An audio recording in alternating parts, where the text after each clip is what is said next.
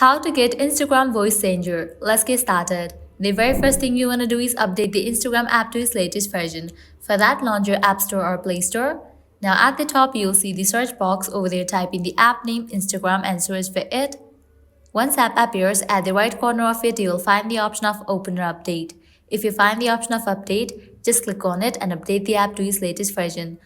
After completion of update process, launch the app. You will land to the home page. Now click on this option of your story.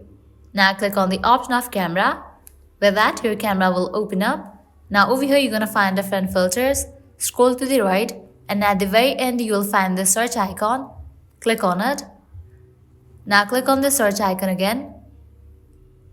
Now type in voice effects and search for it. With that, different voice effects options will appear. Go ahead and open any of these. I'm going to select this one, voice effects. Now I can record your video. Here you're going to get different voice options. Just go ahead and select any of these and then you can record your video. Hello everyone. And with that, your voice will be changed according to the effect you have selected.